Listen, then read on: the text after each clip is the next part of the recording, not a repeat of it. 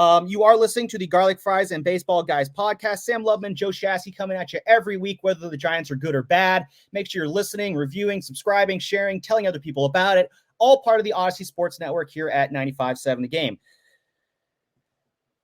So, again, I think it's very easy right now to complain about kind of where things are at with the Giants. You go on Twitter, it's all over the place. You go on Giants Reddit, you see it there. Everyone's complaining about the Giants right now. I think it takes a real OG, though, to not just complain, but to also come up with solutions, and that's what I want to do here. I'm tired of complaining about this team, Shasky.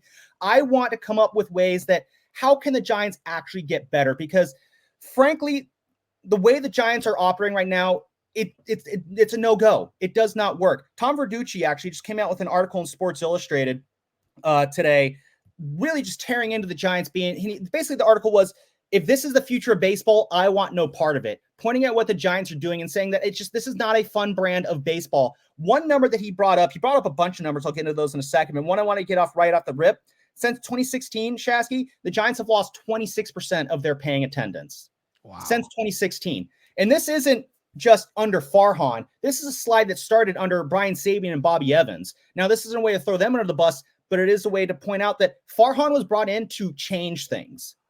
And yet he's continuing trends that got Brian Sabian and Bobby Evans to be shown the door, which begs the question, where is this change happening? Yes, the farm system's better. Yes, guys like Bailey, Matos, Luciano, Webb, and their development, their drafting, those are positives, and those are legitimate wins that this current front office absolutely has the right to champion and say, hey, look, we did this. I'm not taking away from that. But at the same time, it's not enough. Things need to change. So, Shasky, I want to give you the floor here first. What is something that you want to see change with this organization? The rules. You can't say the manager. You can't say the general manager. You can't say the president of baseball operations. You can't say the owners. And you can't say the presidents of Ross Stripling, because those are all going to be coming back next year. After that, anything can be changed for next year. What do you got? Go. I'm changing out the GM. Like, that's what I'm doing. Well, I said that was one of the things you couldn't change. But I know, but that's what I want to do. You know what I'd like to see them do? And I know everybody's dying to see all these young players. I'd like to see them make a mega play for Juan Soto. That's what I would like to see them do. And I'm using him as an example. I'm sure we could make a list of other people on a short list that we would like to trade for. I'd like to see them start by trading for someone under team contract, even though he's only got 1 year after this under team deal, Juan Soto. Get someone in here and have a $400 million check ready to go for them. I mean, if you put him in the outfield for the next decade, is anyone complaining? Probably not. I think that's you bring up a good point there. I'd like to see them gut a little bit of their farm and be bold and just do something that shows me you've got cojones. I like that. And I think there's something to be said about that too, because you've brought up the merit between, trying to compete while rebuilding and the nobility behind it. I like that the Giants try to compete and rebuild, partially because it's what Brian Sabian tried to do from 2005 to 2008 when the Giants kind of went through not a major rebuild, but they went through a solid rebuild during that time. They were a 70-win team basically each year during that 4-year run. And there's a lot of discontent over Brian Sabian over that time. I wanted Sabian gone during that time because it felt like there was no vision forward, even though there was. I was just too young and naive to see it.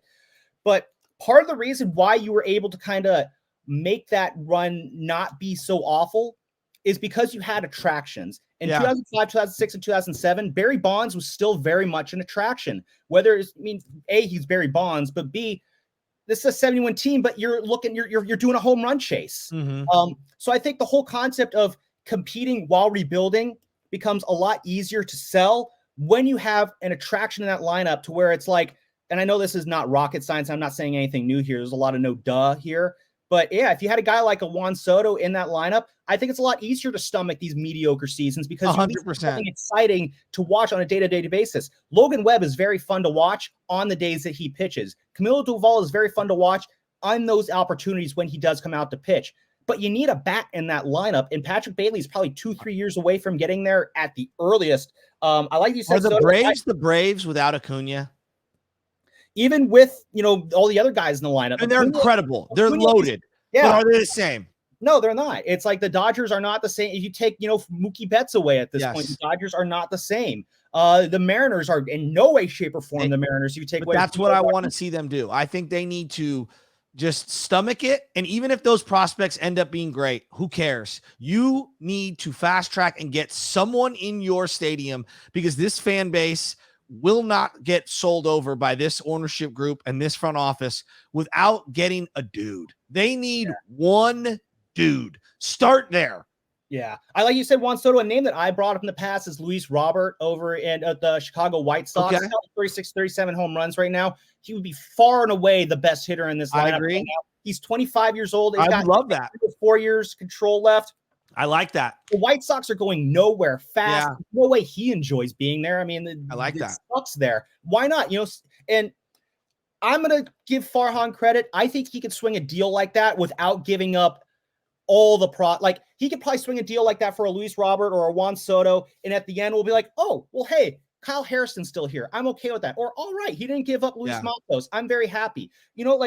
I do believe that Farhan has negotiating chops in that sense. I mean, this is the guy who unloaded an entire Mark Melancon contract and got Tristan Beck back in return. Like, I talk about that deal a lot because that was in 2019 when he had no leverage and he still pulled that off. Give me that Farhan. Another change I want to see is what the hell is going on with this team and fatigue. Taylor Worth wrote a really great article for NBC Sports Bay Area over the weekend, probably to talk about how the Giants just look lifeless right now. I think you are seeing like the pitching staff is starting to run on fumes again. The hitters are running on fumes again. And if this all sounds familiar, it's because we were having the same conversation at the end of the first half when guys were gassed. And I asked Gabe Kapler on the last day of the first half. How can they be gassed when they're all playing every other day? I don't understand. I don't think they're even playing that much more than any other team. Like, that's what's weird. They've got one guy who's on pace for 130 games, JD Davis. Exactly. Just how are they tired? It makes no sense. What is going on with your conditioning, your nutrition? What is going on behind the scenes? This is something that you knew you had to deal with. I asked Gabe Kapler about this at the end of the first half last year. And this is, again, when the Rockies were in town on that last Sunday, the first half, this is what he had to say. Our team is like all the other teams in baseball. So we don't have any like specific formula to keep guys fresh, healthy, and not get tired. It's 162 games. Players are going to get tired. I think the goal is to limit as much of that as possible, and that's by getting guys as many off days as possible when we can, getting them off their feet in pregame work. If possible, if there's too much pregame work going on, it's striking the right balance between staying sharp and durable and also like backing off when necessary. So it's not that dissimilar to weight training or sprints, right? If you're training with weights, you have to get the right amount of training so that your muscles can build themselves back up and grow, but you can't overdo it. If you overdo it, then they're just constantly in this broken down state and you're trying to find the right balance. It would be true for running sprints as well. You guys are going out and running 8 to 10 sprints a day, they're never going to have a chance to recover. But if it's 6 one day, 8 the next, an off day, 6 again, maybe climbing to 9 and then backing off for a couple of days, there's this progression that takes place. And baseball is not an event that you can control as perfectly as those two other things, but we think about it in a similar fashion. The right amount of training and the right amount of rest in as good a balance as we can come up with.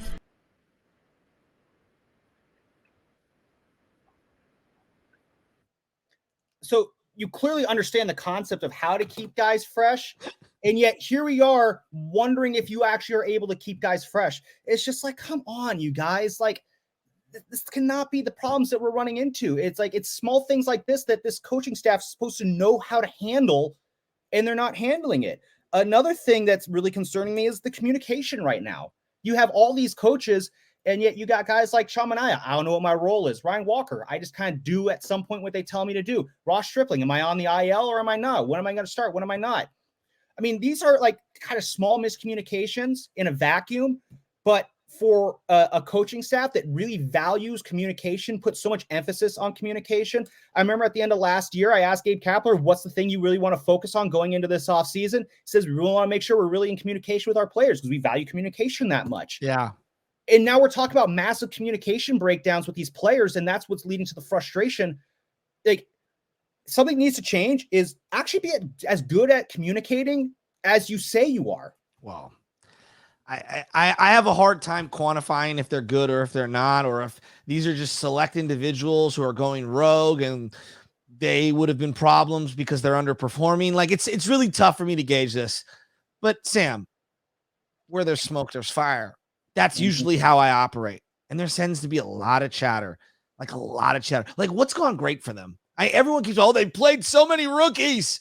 Okay, Bailey's that's good. not really working out anymore. I mean, the rookies were, I think, a legitimate bright spot until. Yeah, but like Blake Sable's not, like, to me, okay, great example. Blake Sable's not a normal rookie. He is a Rule 5 guy that you lose if you drop, right? I'm sure if he had to stay on the roster, okay, or had not had the Rule 5 thing where he has to stay on the roster, he would have been sent back down too.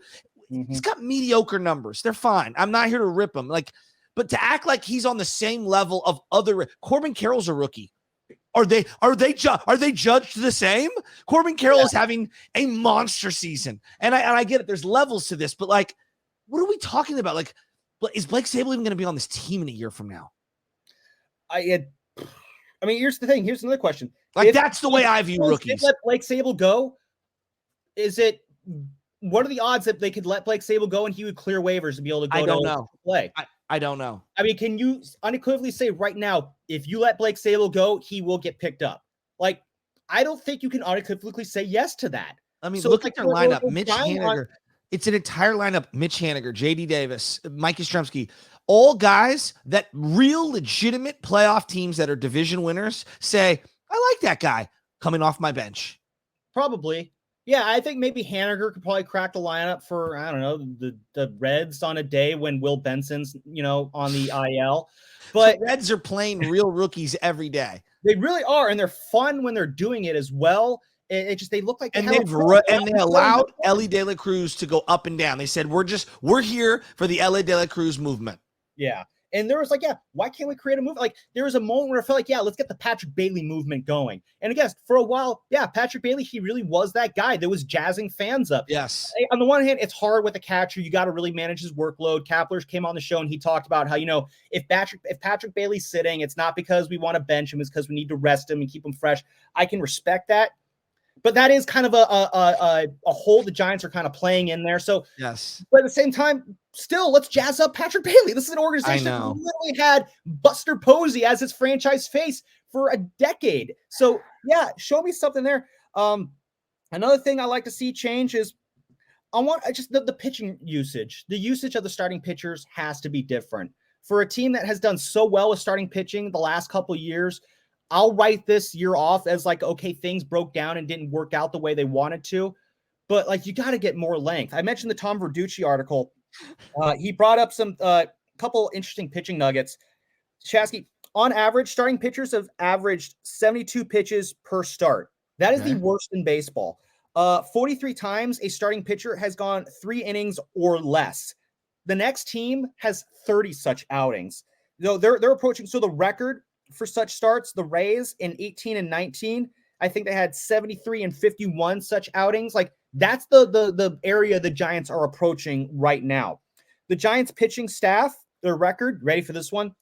Their starting pitching record is 27 and 45. You said 27 and 45. How? That would be the hands down worst record for a starting rotation to make the playoffs. The franchise worst, like the worst starting rotation win-loss record in Giants' 160-year franchise history, 36 and 63 back in 1984. They are worse than the early 80s Giants in that regard. You never lost early 80s Giants in that regard. 90 games in 84? 100 games? They lost 100 the next year. This is the third time in 6 years the Giants have only had one starting pitcher qualify for the ERA title. Granted, Logan Webb doing it with a bang by leading the league in ERA, or not ERA, in innings pitched. And for the record, if Logan Webb was on literally any other team, he'd be a 15 to 20 game winner. He would be getting legitimate Cy Young. He's going to get Cy Young votes this year.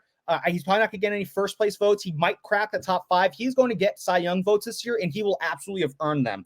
That's right out there. Hitting wise, the Giants have used 13 players in the 3 spot. So that's another thing I want. Can I get some consistent lineups here? Like, I need the same guy hitting the same spot every day. Look at the Dodgers lineup.